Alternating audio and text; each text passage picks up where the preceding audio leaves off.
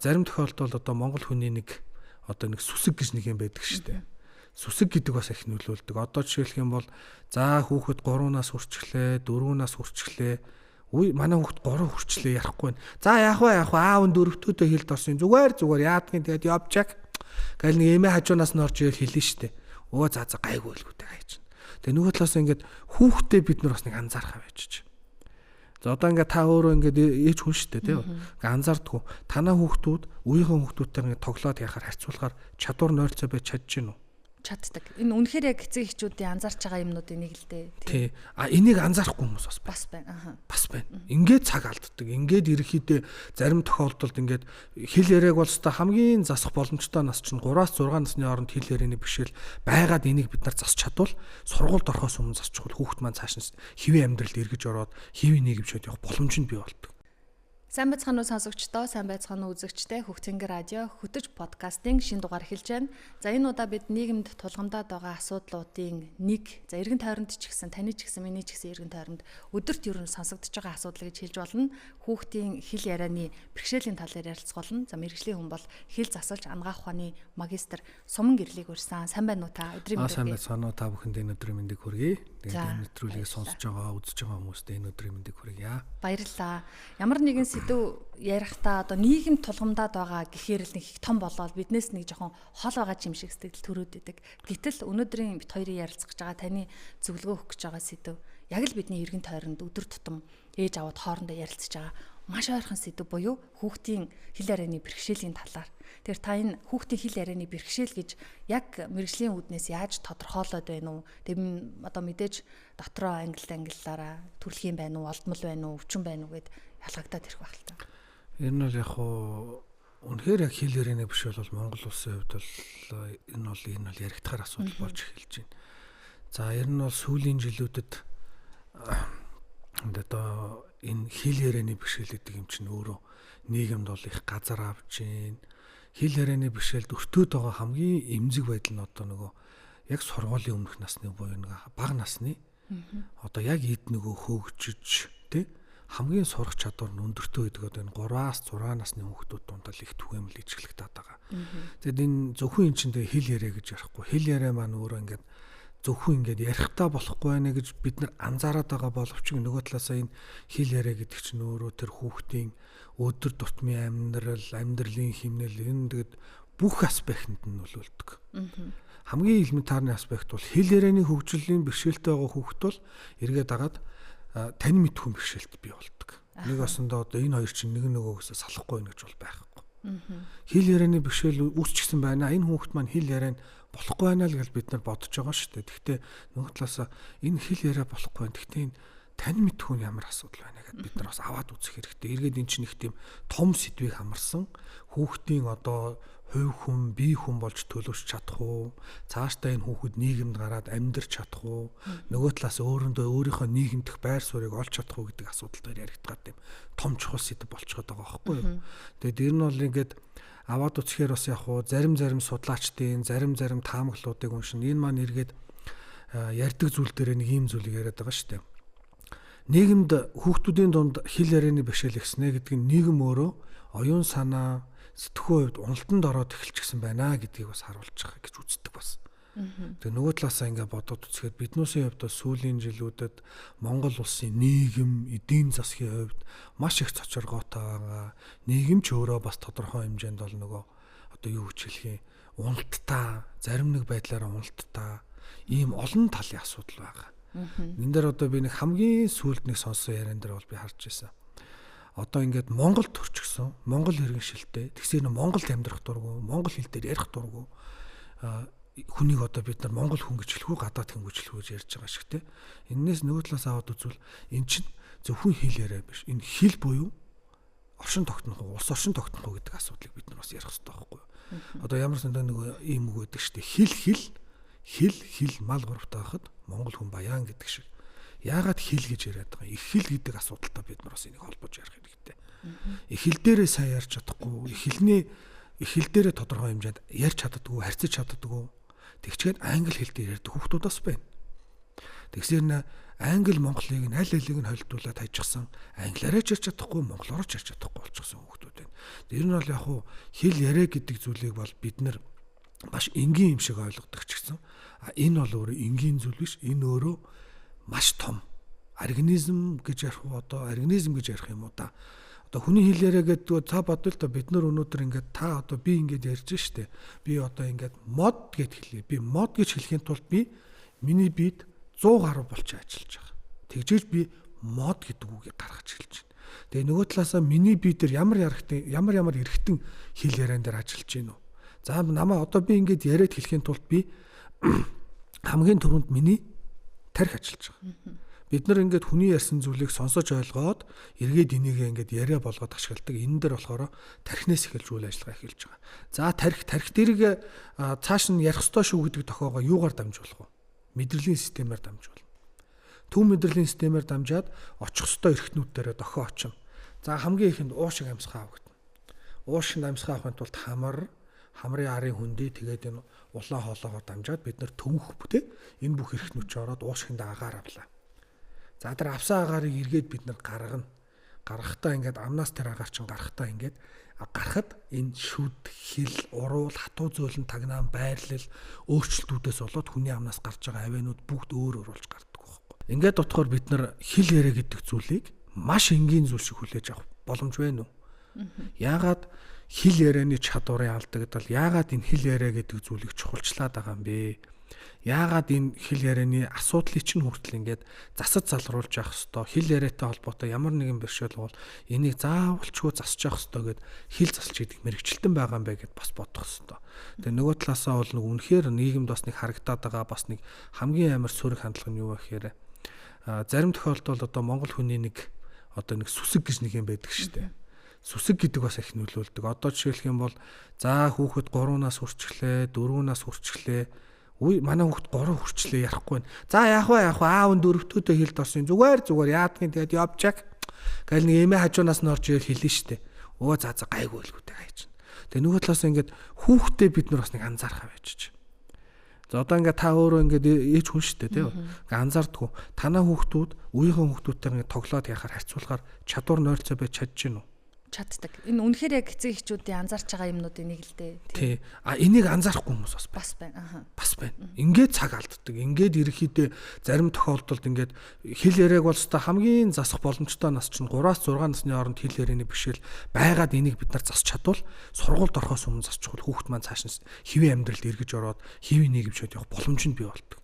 Зарим тохиолдолд иймэрхүү бас нэг юм сүсэг гэхүү монгол хүний нэг муу бодлыг нэг жоохон үргээдэг зан гэхүү энээсээ болоод бид нар чинь заримдаа над дээр хандж байгаа хэл заслын тусламж авах гэж ирж байгаа хүүхдүүдийн хувьд 5-наас хүрчихсэн 6-наас хүрчихсэн тэгээ одоо би нөгөө өмнө нь хөгжлийн бишрэлтэй хүүхдийн сэргаанс хөгжлийн төвд ажилладаг байхад 8 сар их ачаалттай байдаг байсан. Тэгээ 8 сард ингээд ачаалттай байж байгаа үед ингээд орж ирнэ заримдаа хүмүүс 6 настай хүүхдээ ороод ирнэ. Та өмнө хэл заст үзүүлсэн юм үзүүлээгүй. Одоо яг анхны удаа ярьж байгаа яагаад ингэж боддог вэ? Мэдхгүй одоо хэлд нааш сургуульд орох гэдэг нь ярихгүй байна гэдэг. Ингээл биднээс цаг хугацааг алддаг.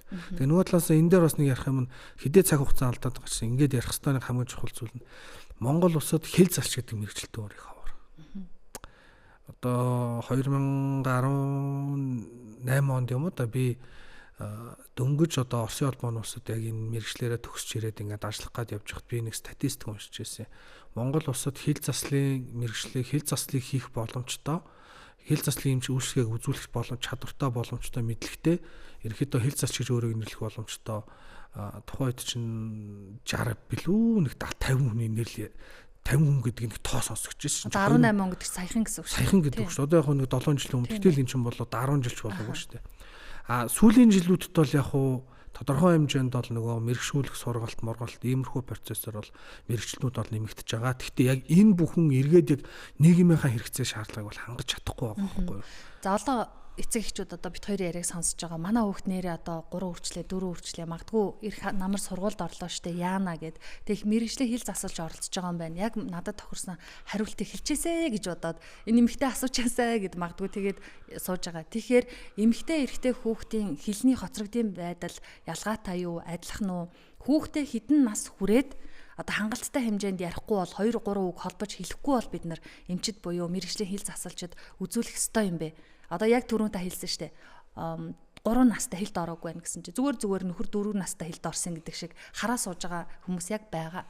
Энэ бол яг хуу эмэгтэй хүүхэд ч вэ нүү эрэгтэй хүүхэд ч вэ нүү ер нь бол гэхдээ энэ хүүсээр бол ялгахгүй. Хүүхдийн хэл ярианы хөгжлийг уулсаа ингээд нормативлаад өгчихсөн байдгийг. Нэг басна одоо хүүхдийн хэл ярианы хөгжил тэдэн сартаад эхэлдэг. За тэдэн нас хүрэхэд ингээд хэл ярианы хөгжил дуустдаг. Цааш нь ингээд явдгаа гэдээ яадаг. Хүүхдийн хэл ярианы хөгжил өөрөө 2 сартаагаас эхэлдэг. Та анзаардаг бол 2 сартаа хүүхд яадаг үлээ гэдэг ингээд чимээ гаргадаг те. Тэгээ орчныхаа ингээд хүмүүсээ ярьж байгаа амар сонсдог штэ ингээд. Яг хараа маань тэр үед бол төлрөөгөө ч гэсэн ингээд сонсголоороо хараа сонсоод өөрөө баг зэрэг хариу үйлдэл үзүүлээд байгаа байхгүй юу? Гэдэг чинь ингэж явсаар 5 сар өнгөрөө 6 сар ер нь бол өнгөрөөд хүүхэд маань нөгөө шулганж эхэлдэж штэ. Гэл. Энд чинь ингээд бас хэл ярианы хөгжил эхэлж байгаа байхгүй. За ингээд явлаа. За нөгөө шулганаа чинь 10 сар нэг ой хүрэхтэй зэрэгцээд нөгөө шулганаа маань яадаг вүлээ? Аба эдэ өмбүү хав гэд одоо нохоо гэж хэлж чадахгүй ч гэсэн бид хүүхэд маань яаж байгаа вэ? Нохоог хов гэд өрсөлдөж байгаа. Энэ ч гэсэн үгийн баялаг штэ.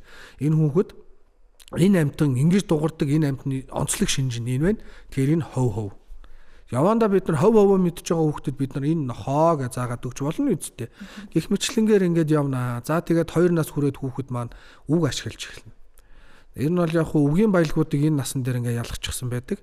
1 нас хүрч байгаа хүүхэд маань ерөнхийдөө бол 20 үг дотор үгийн баялагтай байдаг гэж Нэг болно. хүртэл насанд. Нэг хүртэлх насанд. Одоо нөгөө хов абаа эдээ энэ төр чинь үгчтэй. Эдгээр ч гэсэн үг. Бид нарт гэхдээ заавал одоо нөгөө талаас бодвол 1 настай хүүхдээс чи морь гээд эргэж хардах юм уу? Гүд морь гэдгийг мэдэхгүй юм чи тэр хүүхд юу мэдх юм? Энд чинь ингээл хамгийн хөөрхөн байхгүй дээ. Энд чинь маш ингээд энэ хорвоо дөнгөж алхаж эхлээд энэ хороог дөнгөж таньж эхэлж байгаа хүүхд маань ертөнцийг шинж чанар гаргаж байгаа дуу хаваагаар нь ялгаж таньж штэ. За тэгээд 2 нас хүрэхэд нөгөө үгийн баялагч нэг ойролцоогоор нэг 100 руугаа төхнөө багаагаар. Холбож ярих 2 нас хүртэл. Энэ бол нэг холбоо үг бол баг ашиглаж явах хэрэгтэй гэж бол үздэг. Тэгээд ер нь бол холбоо үг ашиглаад тэ хоол идэ тэ үгүй би өөрийгөө ингэж илэрхийлж явах хэрэгтэй. Гэхдээ яг 100 үг гэж байгаа ч гэсэн яг нэг 50 60 дотор ч байсан бас болно. Гэхдээ хүүхэд маань үг ашиглаж явах хэрэгтэй. За одоо яг энэ дээр ингэж нэг ярихад хамгийн их ажиглагддаг, хамгийн түвшүүртэй санагддаг зүйл нь юу гэхээр нөө хүүхэд маань дуу аваа биш дохио ашиглаад идэг байна. Ээж аав руугаа заачгаад дохиод ингээд тэр хүүхэд үг хэл ээж аав тэрийг нь ойлгоод байгаа шүү дээ. Тэгэл ойлгоод ахаар хүүхч үг хэлэх шаардлага байгаа юм уу? Тэр үед тасан зогсоох хэрэгтэй нэ. Дохиогоо жоохон багсаад хүүхдтэйгээ ярих хэрэгтэй байхгүй амин тарилцсан. Тэнгууд одоо манад чи яаж байгаа л 2 настай хүүхдүүд чинь гэрлүү яваад харахаар яадаг вүлээ. Нэг бол одоо нэг бол ингэ гिचгсөөс болчихсон. Ингээл нөгөө асуудал ч үүсэж байгаа шүү дээ хүмүүс. Тэгэхээр 2 настай хүүхдтэй ярих хэрэгтэй. Яг тэгэхээр 1 настай хүүхэд 2 настай хүүхэд эргэн тойрны хардаг. Ээж юу гэж ярьж байна? Аав өөртөө юу гэж харилцаж байна? Аав ээж хоёр хоорондоо яаж ярьдаг юм бэ? За тэнд агаа ийнэ байдаг бол агаа ийнэ юу гэж хэлж байна. Агаа нь одоо миний дүү тэгэрээ гэд ингээ хэлээд ярилцж байна. Ингээл энэ бүхнээс ч хүүхэд суралцж яадаг.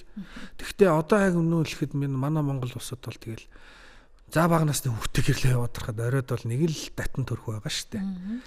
Уцаад талдаас уучсан. За тэгээ ээж бол хөөх юм ажиллаад орж хоол унд хийх гээ тань галтгаар мулцж яадаг. Аав орж зургтай хүмүүс уучихнаа. Тэгээ зургатаач үцэнгүй. Ингээл байж шүү дээ. За тэгэл агаа энэ нар өдгөл өөрийнхөө болонда нэг падтай гэж бас болоогүй. Өөрийн өмч биш үү? За тэгэл тэрийгэ үзээ сууж. Тэгэхээр тэр хүүхд хинтэй харилцсан. Гэхдээ аав нь ядаж тэр зургт утас муцхын хооронд очиод хүүхдтэйгээ нэг 20 минут 30 минут суугаад тоглоод ярилцаад инээлгээд ханиалгаад хүүхдээ гоё ингээд гоё дуу муу дуулж өгөө те. Ээж нь тэгээд хүүхдтэйгээ юм хийчгээд оройд нь ядаж хүүхдтэй дуу дуулж өгөө цаахан бүвээлээд ингээд яваад ингээл олон талын харилцаа олон талын өөрчлөлтүүд байгаа гэвэл тэр хүүхд маань хэвийн хөгжлөөрөө л явна шүү дээ. Одоо тэгсэн нөгөө талд бас ингэж ярьж ирсэн ээжийг мэднэ. Би бол үнэхээр өөрийгөө муу ээж гэж хэлж чадахгүй. Хүүхдүүдтэйгээ хангалттай ярьдаг, ном уншиж өвдөг, ах эгч нартайгаа ч гэсэн хүүхдүүд тоглоод ярилцдаг. Айлан ганц хүүхдээс арай өөр агаад гэдэг. Тэгсэн чинь үнэхээр ингэж ийм хэл ярианы хоцрогдолтой бэрхшээлтэй байгаад ах юм уу? Гайх чинь энэ юунаас болоод байна вэ? Тэгээ эргэн тойрны хүмүүсийг сонссон чинь нэг ч биш нилээ идэв хүмүүсээс байна. Энэ бол яг хуу тэр хоёулаа зүгээр энэ кейсийг аваад яриад үзье л да. Тэгэхээр эн чинь одоо за хүүхэд маань бол зөв орчинд байна. Дэлгэцийн замар нэгэн зохисгүй хэрэглээ байхгүй байна. За ерөнхийдөө бол ээж бол өөрөө хүүхдийнхээ хөгжилтөөр анхаарч байна. Хүүхэд маань яг хуу хэл ярианы асуудал үүсэж байна. За яг энэ одоо тэгэл нөгөө хэл ярианы бэрхшээл үүсэх нэг тийм хүчин зүйл байсан ч юм уу эсвэл нэг тодорхой процесс явагдсан болол үүсэж штэ. За тэгээд үнэхээр тийм асуудал байгаа бол мэрэгжлийн хүн тандна, мэрэгжлийн хүн зөвлөгөөгөө өгнө, заслаа эхлүүлнэ. За хэл заслынхаа эмчилгээ заслыг явууллаа. Энэ заслын үр дүнд хүүхэд маань тодорхой хугацааны дараа ер нь бол яг хуу гайгүй сайжирна. Тэгээ нөгөө талаас бол яг хуу зарим тохиолдолд бол хүүхдүүд маань ингээд наснаасаа жаахан муу чадвар хэл ярианы бэрхшээл чадварууд бол байдаг. Гэхдээ гол нь тань мэдхүүн чадвар нь хоцрогдохгүй, гол нийгэм дэмжлэг, гэр бүлийн дэмжлэг, нийгмийн дэмжлэг нь өөрөө зөв байгаа гэвэл хүүхэд тодорхой хугацаанд дараа хүссэн хүсээгүй ирэхэд бол яриад ер нь бол яриагаа засаад явдаг гэж хэлж болно. Тэгвэл хүүхдээ бас өөрөө онцлог байж болно шүү дээ. За хүүхд маань хөвчин ахар байвал яах юм бэ? Тэ? Одоо энэ хэлний хөвч шүү дээ. Энэ чинь одоо ахар байвал хэл ярианд үлдэн шүү дээ. Тэгэхээр хүүхдийнхээ хэлний хөвчийг үзүүлэлтэй эхлэв. За тэгвэл одоо 2 настай хүүхэд 100 гаруй үг хэлдэг байлаа. 3 наст хүрчлээ. За сургуульд ороход 3 жил дутуу байна. Бас ч их цаг байна. Гэтэл эмчдэр очих уу? Би эсвэл хэл засалч дээр очих уу? Сэтгэл зүйч дээр очих уу? Энэ бол яг юм байгаа. Хэрвээ танаа хүүхэд хэл ярианы бэрхшээлтэй байна шүү дээ. За бага насны хүүхэд нь хэл ярианы асуудал байна. За тэгвэл эхлээд хийх ёстой 2 алхам байгаа. Нэгд мэдрэлийн эмчд үзүүлнэ. За мэдрэлийн эмч үзээд мэдрэлийн талаас ямар нэгэн өөрчлөлт юм байхгүй байна гэвэл сэтгцийн эмчд үзүүлнэ. За энэ дээр бол хамгийн хүнд гэж хэлэхээр нэг асуудлууд нь эхэлж байгаа нь юу гэхээр сэтгцийн эмчтэр үзүүлээд хэрвээ хүүхдээр одоо яг үнэ хэлэхэд одоо орчин үеийн хандлага бодоод үзвэл аутизм ч юм уу ер нь л ямар нэгэн өөрчлөлтүүд оншигдох магадлал бас байгаа даа учраас тий. Гэхдээ яг нөгөө талаасаа хэл ярианы бэрхшээл байна уугүй юу гэдгийг тодорхойлохын тулд сэтгцийн эмч мэдрэлийн эмч хоёр үзчихээж дараад нь хэл засалч тандна. За тэгээ хэл засалч маань ерөнхийдөө бол тий үзээд ингээд за хүүхэд ийм асуудалтай байна. Тэгэхээр энэ асуудлыг ингэн за тэр эмчтэр очиж. Одоо саяны миний ярьдаг тэр нөгөө хөвч богино шүү дээ. Энийг хэл залж үзэж болно. Эсвэл хэл залж тандах боломж байхгүй бол мэдрэлийн эмч, сэтгцийн эмч хоёроор үзүүлснийхаа дараа эрүүн нуурны гажигдсан эмчт үзүүл. Эрүүн нуурны гажигдсан эмч бол тэр хэл заслын хэлний хөвч богиногүй юу гэдгийг хараад тэгээд энэ дээр одоо мэс засал хийх ёстой юу эсвэл энэ дээр юу хийх ёстой вэ гэдгийг шаардлагатай юм бол анхаарч эхэлнэ. Ер нь тэгээд зарим тохиолдолд нөгөө хэлний хөвч маань хитрхи ахар богинохноос болоод одоо мессежлбар хийх шаардлагууд бас байдаг байхгүй юу. Тэгээд хэлний хөвч богино хүүхдийн хувьд бол нөгөө хэл нь ингээд далтсан юм шиг. Одоо би ингээд яаж хэлний хөвч богино хүүхд ингэж байж шээ. Эд. Одоо мой явд. Нөгөө хэл маань өөрөө хөдлөхгүй байгаа байхгүй тийш. Одоо та ингээ зүгээр одоо хоёлоо зүгээр шат та эрэргээ хэлээд үстэй. Эрэр гэхээр хэл яаж ин та ингээ хэлээ мэдэртэй. Өргөгдөөд ингээ чичиж байгаа зүг зүрнэ. За яг энэ вэ. Тэгэн гот одоо хэлний хөвчин нэг ингээ доор нь бариад таны хэлийг барьчихвал та эргэж хэлж чадахгүй. Одоо хөдлөхгүй ямар ч зүйл хөдлөхгүй байх юм байна. Тийм эндээс болоод үүсчээж болно шүү дээ. Эсвэл нөгөө талаас өөр хүүхдэд дээр ямар нэг өөрчлөлт байгаа юм болов уу? Эсвэл хэл ярианы бэрхшээл үүсээд байгаа шалтгаан нь эргээд бол өөр хүчин зүйлүүд бас байж болно шүү дээ. Айц төгшүр ч юм уу эсвэл бүр жоохон багт нь анзаараг багт нэг юмнаас цочсон байж болно. Эндээс бас үүсч болно. За эсвэл одоо хүүхэд маань юу яадгийн өөрөө бас нөгөө юмыг сонсож хүлээж авч ойлгож авахтаа нөгөө жоохон удаан хүлээж авдаг. Иннээсээ болоод ингээд жоохон сэтгхүү тань мэдхүү хэл ярианы хөгжил нь удаашрчиж бас болно. Ер нь бол хүүхэд болгон дээр өөрийн гэсэн онцлог шинж бүхий онцлог байдаг. Биднүүсийн хувьд бол яг хүүхдийн кейс дээр ярихаас нийтлэг байдлаар нь ярьлаа гэж бодоход нийтлэг байдлаар бол биднүүсийн хувьд ярих ёстой юм юу гэхээр хэрвээ танаа хүүхэд 3 нас хүрчлээ.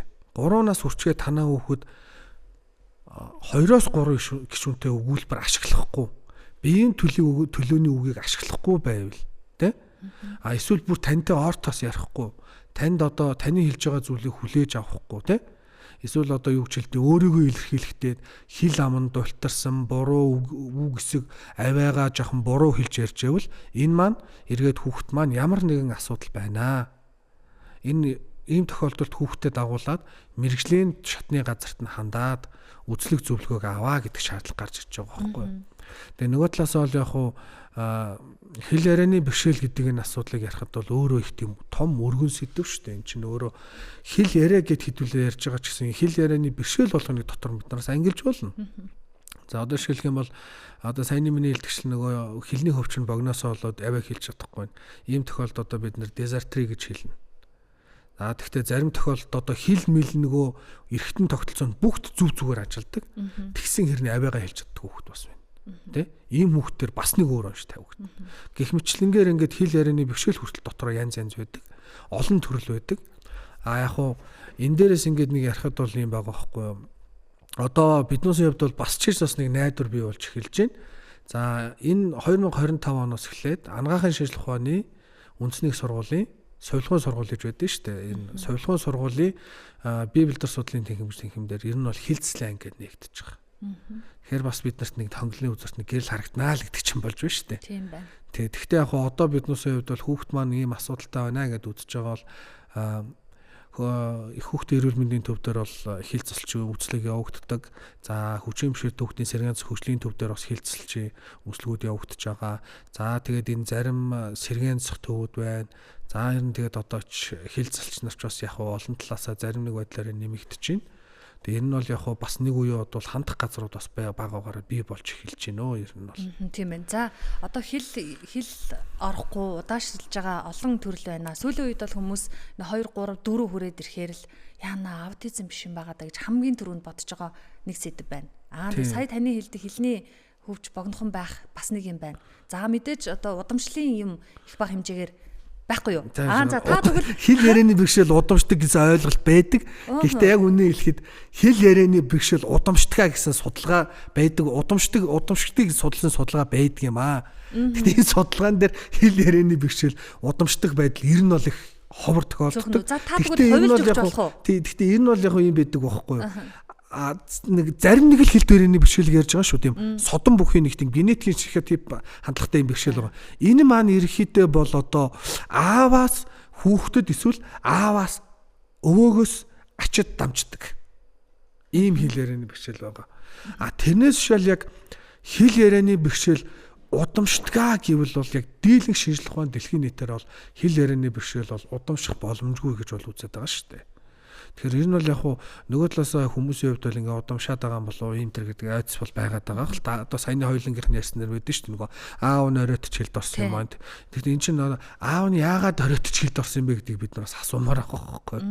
Аав нь айл их хүүхэд байсан юм уу? Эсвэл аав нь айлын ганц хүүхэд байсан юм уу? Эсвэл нөгөө саяны хоёулынгийнх нь ярьдагчлаа энэ нөгөө эргэтэн тогтолцоо нь өөрөө жоох өөр байсан юм уу те? Эсвэл одоо нөгөө хил нөгөө орох насан дээрээ бас нэг жоохон цочордол аваад өөрийгөө хомчихсан байсан юм уу? Гэл энэ олон асуудлууд гарч ирж байгаа байхгүй. Тэн дээр яг ингэж ярихад бол хил ярианы бэрхшээлийг удамшдгаа гэдэг бол ер нь бол хэрэгэлзээтэй. Тэгвэл одоо энэ хэлжүүдийн хоошоо сууж байгаа хамгийн ихний шалтгааны нэг шүү дээ. Өө яах вэ? Өөрсдөө тайвшруулж ш нөгөө талаар манай хүүхд асуудал вэ гэж л харуулах гэдэг шүү дээ. Тэгвэл танаа хүүхэд ярихгүй шүү дээ. Эргээд энэ хил ярианы бэрхшээл байгаад байгаа болохоор хүүхэд чинь эргээд тань мэдхүү тоцрогдоод байна шүү дээ. Үеийнхнахаасаа арай жоохон хоцор сэтгээд байна. Үеийнхээ хүүхдүүдтэй яг өөрийнхөө үеийн хүүхдүүдтэй зэрэгцэж сэтгэхгүй байна гэдэг асуудал гараад ирвэл эн чинь зөвхөн тэр хил яриа биш эргээ та тэр хүүхдийн тань мэдхүү зан уул харилцааг засгалт болж байгаа юм. Нэг осондоо энэ чинь бүх талын ажиллагаа ороод ирж байгаа. Одоо нөгөө эхэндээ хүүхд маань хил ярианы бэрхшээл байсан. Хил ярианы бэрхшээл анзаарахгүй ер нь бол гайгүй удаа яваад байсан. Шинэ явцандаа нөгөө хил яриа чинь тань мэдхүү руугаа нөлөөлөд тань мэдхүүгээс болоод одоо биеийн хөгжилд нь хүртэл нөлөөлөд эхэлнэ. Одоо би тэгээ нөгөө ярианыхаа ихэнд хэлсэн шүү дээ. Энд чинь нөгөө хүүхдийн зөвхөн яг нэг ярих хэрэгцээнээс гадна бүх юмд нь нөлөөлдөг гэдэг. Одоо зүгээр хоёулаа бодоод үзье. Та бит хоёр хил ярианы тусламжтайгаа нэгнийг ойлгож нэгэндээ мэдээлэл солилцож шүү дээ. Тэгэнгუთ хүнийх нь нийгмийн тусгаарлаад чон нэгэнд авчвал хүн чонтой адилхан байх уу? Одоо энэ дээр одоо нэг юм содон жишээд нь шүү дээ. Одоо тэр нөгөө одоо энийг бас нэг хэвлэлээр ярьж л байсан нэг Украины нэг Оксана Малаева гэдэг нэг охины тухай түүх байдаг байхгүй. Ер нь гэхдээ Маугли хүүхдүүдийн түүх гэж бас ярьдаг. Ер нь бол ийм хүүхдүүдийн түүх их олон. За Малаева болохоор өөрөө нохооны дунд өссөн. Баг багта. Нохооны дунд ингээд дөрвөн хөллөөд нохоотой адилхан хуцаа явж байсан. Тэгэхээр нөгөө одоо юу гэдгийг нөгөө хүнийг дагуул хүн болдог, чоныг дагуул чон болдог гэдэг шиг. Яг нөгөө нэгсэндөө энэ тэр хүүхэд эргээд тэр нөгөө нохоонуудтайгаа харилцаа сурчихсан.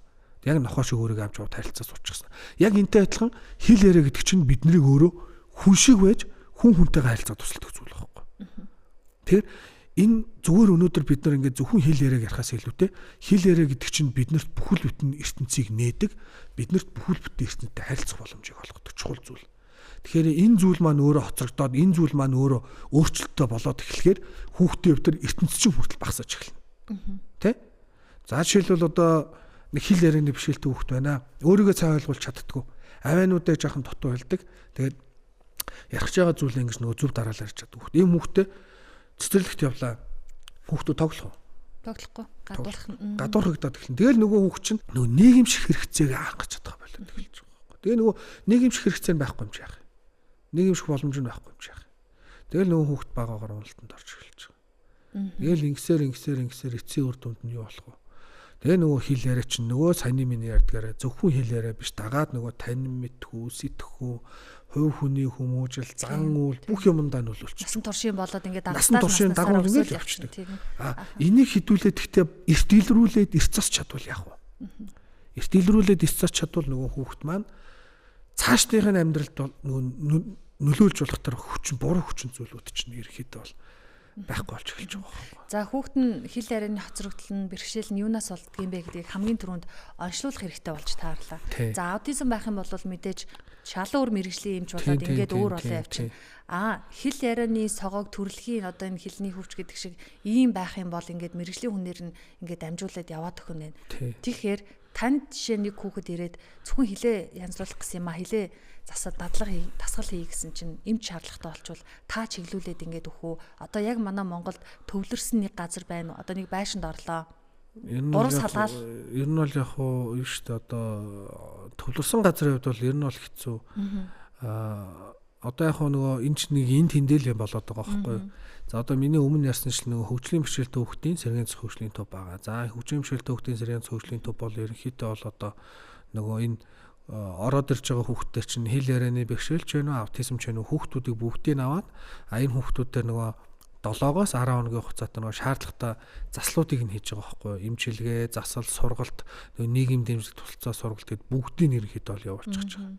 За тэгэнгუутаа энэ хүүхд маань эндээсээ гараад явахаараа ер нь бол хандах газар бас жаахан хомсдож эхэлнэ. За яг одоо хувийн зарим нэг цэцэрлэгүүдийг хэдүүлээ авч үзэж болно. За их хүүхдийн эрүүл мэндийн төвчин бол өөрөө хэл засалчийн үзлэг цаг аваад үзүүлж болдог. Хэл засалчтай үзүүллээ. За тэгээд хэл засалч үзчихээ. За таны хүүхдийн хөвч богино байна. За энэ эрүүл нуурны гажигцлын эмчтэр цаг аваад үзүүлгэн. За эрүүл нуурны гажигцлын эмчтэр цаг аваад үзүүллээ. Ерөнхийдөө бол хүүхдийн хөвчийг харлаа. За одоо тэгэхээр эхний ээлжинд бол наснаас нь шалтгаалаад нөгөө хүүхдтэй чинь шаардлагатай тохиолдолд хагалгаа хийх гэдэг асуудал хэлчихлээ. Энэнгээл яриад яваад байвал яг нэг миний шулуухан хэлэх зүйл бол Монгол улсад бол систем нарай л жоохон бүрдэж эхлэв байна. Тэгэхээр бүрдэх гээд эхэлж илээ юм л да. Өмнө би хэлсэн шүү дээ одоо нөгөө хилцлийн ангимаа нэгдээд эхэлсэн. Тэгэхээр ерөнхийдөө бол одоо нэг за багаар утгад хэдүүлээ нэг 15 жилийн дараа бас нэг системтэй болоод эхлэх байхгүй. Та Москвад хэл засалч мэргэжлэр төгсөөд ирсэн гэсэн 18 онд ирэхтэй. Тэгээд та ер нь яаж явж байгаад Монголд ямар сургууль төгсөөд Москвад очиод ингээ хэл засалж болчихоо. Энийг чинь сонсомоор санагдчих. Би Москвад сураагүй л да. Та сая хаана гэв? Оросын холбооны улсын нэг өмнөд холбооны сургууль гэж байдаг. Энэ болохоор нөгөө Дөлгөөн донгийн раманыг мэднэс дээ. Дооны эрг, Доон голын эрг дээр ч мэддэг Ростов на Дону гэдэг хот байхгүй. Дооны эрг дэх Ростов гэдэг хотод 2014 онд ирсээд 2018 онд төгссөн. Хэл засалч гэдэг мэргэжлэр ерөнхийдөө бол төгссөн. Тэгээд миний хувьд бол яг хуу багасаа л ер нь бол орос хэлний хобби та. Орос хэлний олимпиаданд их оролцдог, орос хэлний олимпиадоор ер нь бол их олон явсан. За өөрөө би чинь Ховд аймгийн Жаргалан цум гэдэг одоо Ховд аймгийн аймгийн төвч гэж хэлдэг шүү дээ. Одоо Ховд аймгийн Жаргалан цумын энэ Жаргалан цумд төрж өссөн. За тэгээд ерөнхийдөө бол бага наснаасаа орос хэлэнд бол их сонирхолтой. Орос хэлийг бол ер нь бол их сонирхдаг. Орос хэл дээр юм үздэг. Ер нь тэгээд яг байс зарим тохиолдолд нэг юмний одоо нэг өөрийн хөдөлж байсан юм уу тусалж дэмжижсэн хүмүүс ч байдаг юм. Ер нь бол яг багасаа монгол хэлтэйгээ зэрэгцээд бол орос хэлийг бол сонсчихсан. Одоо энэ дээр ингээ ярих юм бол юм шүү дээ. Здравствуйте, меня зовут Сумангерел. Я рад быть сегодня гэдэг энэ чиглэлээр одоо ингээ одоо хүртэл миний хувьд л ингээ орос хэл бол нэг хэсэг шиг явдаг. За тэгтээ би тэгээд дэгэж ингэж яваад олимпиадын юмд их ордог, орос хэл дээр явдаг. Тэгээд ер нь бол 10 жилийн төгсөхдөө би чинь багш болно гэдэг зорилго тавьсан. Багш болоод энэ нь бол багш болох юм бол ер нь бол би багш болно л гэж хүсдэг байсан. Нэг бол хүн тусалдаг хүн болно. Ер нь бол гэхдээ яг ингээ бодохоор хүнд юмыг зааж тусал чиглүүлж өгдөг хүн болохыг л мөрөөддөг байсан юм шиг байна. Одоо ингээ бодохоор. За тэгээд ингэж яваад 10 жилээ төгсчхөөд тэр жил нь одоо нөгөө эсэлтийн ерөнхий шалгалтаа өглөө шүү дээ. Эсэлтийн ерөнхий шалгалтаа өгөөд за тэгээд ерөнхийдөө Монголдоо сурахаа болигээд тэгээд Оросын улбооны улсад тодорхой тухайн үед нэг энэ Оросын улбооны улсад Барнаул гэдэг хот байгаа шүү дээ. Алтан хязгаартай байдаг. Барнаул гэдэг хотод ерөнхийдөө бол хэлний бэлтгэлээ төгссөн юм да. 2 жил шахуу хэлний бэлтгэлд явсан. Жих удаал явцсан л энэ яхад. За тэгээд тэрнийхээ дараа би чинь шалгалт өгөөд за тэгээд тухайн үед бол яг энэ хөгшин бишэлтэй хүүхдээ энэ хүмүүстэй ажиллахын мэрэгчлүүд их ховор байсан. Тэгээд Монгол улсаас нэг квот гаргаад Оросын улбооноос чинь хит хитэн хүмүүс явуулсан юм аа. Тэгээд би болохоор эхлээд 2013 онд шалгалт өгөөд фейлдэд дараа жил дахиж бэлтэж байгаа дахиж өгөөд ерөнхийдөө бол тэнцээд тэгээд 2014 оны 9 сард Оросын улбооны улсыг зориод Ростов гэдэг хотод очсон. За тэгээд очиод ерөнхийдөө сургуультайгаа танилцаад яасан. Тэгээд сургууль маань болохоор цааны миний хэлсэн чинь одоо Южный федеральный университет одоо монголоор орчуулбал Өмнөд холбооны их сургууль гэдэг сургуулийн дэрэгдэх одоо сэтгэл судлал сургууль мужуулах академи гэж үүдэг. Тэнд заслын одоо юу гэхэд одоо хил одоо яг засалч нар одоо хил засалч янз янзын засалчдыг бэлдэх чиглэлийн танхим байдیں۔ Тэр танхим дээр ингээд бол хил засалч нарыг бэлддэг. Тэгээд энэ нь бол хил засалч гэдэг мэргэжлийг бол 4 жил Оросын улбооноос эзэмшиж сураад Монголоос ганцаар юм уу те? Хідүүлээ төгсөж ирсэн. Мэдхгүй юм да. Тэгээд сургуульд бол би ганцаараа сургуульд бол ганцаараа Монгол. Тэгээд энэ бол танхим дотор бол би ганцаараа Монгол. Тэгээд хамгийн сонирхолтой нь энэ мэргэжлийг чих гэдэг чинь эрэгтэй хүмүүс их баг сонирхдаг.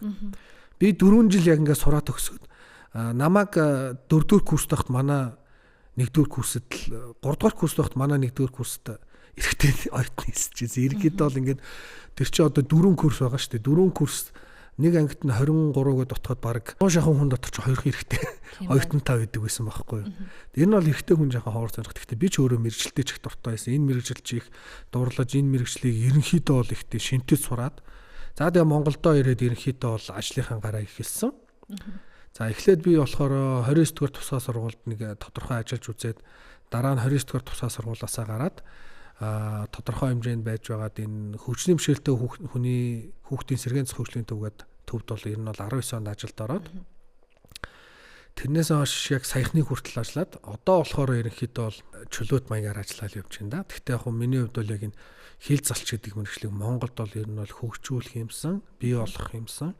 Энийг ингэж нэг гаргаж ирэх юмсан гэдэг нэг хамгийн их хүсэж мөрөөддөг байсан зүйл байгаа. Тэгээд би чинь бас энэ хөгжимшил төвхтийн сэргээн хөгжлийн төвд давхараас энэ анагаахын шинжилгээ ухааны их сургуулийн магистр дэсээд одоо анагаах ухааны магистр гэдэг зэрэг бол авсан юм байгаа.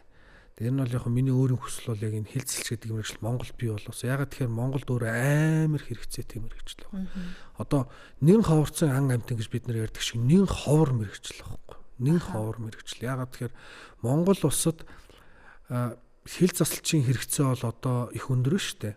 Одоо албан тоогоор бол бид нар чинь 4,000 гаруй хил ярийн бишэлтэй хүнтэй гэж үндэсний статистикийн хорооны тоогоор албан бус тоогоор бид нар аваад үсэх юм бол зөвхөн одоо насан туршийн хүүхдүүд явдаг бол 20,000 байх магадaltaй гэл мэргэжлийн хүмүүс яриад байгаа байхгүй юу. Олон улсын статистикийг аваад үзэхээр Дэлхийн эрүүл мэндийн байгууллагын гаргасан тоо мэдээгээр бол нийт хүүхдүүдийн 5 орчим хувь нь хил ярийн бэрхшээлтэй байдгаа гэсэн бол ер нь тоо мэдээ байдгийн Дэлхийн эрүүл мэндийн байгууллага. За зарим тоо мэдээнд дор болохоор тэгээс 13 насны хүүхдүүдийн дунд энэ би Америкийн судалгаан дээрс ер нь бол уншиж байсан юм байна. Тэгээс 13 насны хүүхдүүдийн 12 илүү 13 насны хүүхдүүдийн 8-аас 12 орчим хувь нь хил ярийн бэрхшээлтэй магадaltaй гэдэг ер нь бол гаргачихсан байдаг юм билээ. Тэг ингээ бодоод үцхээр дундаж тоогоор аваад үцэх юм бол 5-аас 6 ер нь бол нийт хүүхдүүдийн 5-аас 6% нь хил ярийн бэрхшээлтэй магадaltaй байгаа байхгүй юу. Тэгэхээр энэ ч одоо Монгол улсад бол нөгөө сүүлийн жилүүд байгаа бага насны хүүхдүүдийн тоог аваад үзвэл ер нь бол их том тоо гарч ирж байгаа. Тийм байна. Таны яг мэргэжлэрээ төгсөөд ирлээ гэд ажиллаж байгаа байгууллагууд хил ярианы бэрхшээлтэй хүүхдүүдтэй эцэг эхчүүдэд зөвлөсөн байх л да. Тэгэхээр та 2 настай 3 настай тийм юм ярьж чаддгүй хүүхдтэй би тэдэн жил ажиллаа сургуульд ороход нь ийм үр дүнд хүргэсэн гэсэн жишээнүүдээсээ ярьж өгч болох уу? Яг хуу тийм жишээнүүд бол ер нь бол яг хуу энэ бол яг хуу нөгөө төрийн байгууллага имлэг гэдэг утгаараа эн чинь нөгөө 10 хоног ирээд эсвэл 7 хоног ирээд эмчилгээндээ яваад гараад явдаг. Гэхдээ би бол ээж автаа нь бол гэхдээ яг миний нөгөө ажилдаг арга барилдаар бол би эцэгтэй нэр нь бол ярилцдаг. Ээж автаа бид хоёр ирээдүгөө яах вэ гэд төлж ярилцдаг. За ээж аа маань ороод ирлээ. За тэгэхээр хэдүүлээ. За хүүхэд нь ийм асуудалтай байна. За одоо танаа хүүхдийн хэлний хөгж богино ийм асуудал байгаа шүү. Тэгэхээр одоо энэ хугацаа хэдүүлээ ингэж ашиглав. За 4 настай юм тэгэхээр одоо 2 насны дараа 2 жилийн дараа сургуульд оруулах хэрэгтэй. Тэгэхээр хоёулаа хэдүүлээ эхний ээлжинд хэл дээрээний бишэл үүсгээд байгаа шалтгаанаа тодорхойлдог, онцлогоогоо хийдэг. Үндэслэг онцлогоогоо хийдэг. За дараад нь тэр онцлогооныхаа дагуу хүүхдтэр энэ процессыг эхлүүлнэ. Энэ дасгалыг хийлгэн, энэ нэмжлэгийг хийлгэн шүү гэдээ бид нар бол тэрийг ярьж тохирдог. За эннийхээ дараа ээж авдаа би зөвлөнө. За гэрт гарахаар энэ дасгалуудыг ингэж явуулаарай. За дараад нь энэ хүүхдийнхээ хувьд бол за ийм мэрэгчлэлтэн танд энэ газар очиод ингээд үйлчлүүл дараад нь ингэж ирэх шүүгээл ингээд ирэхэд бол явсан.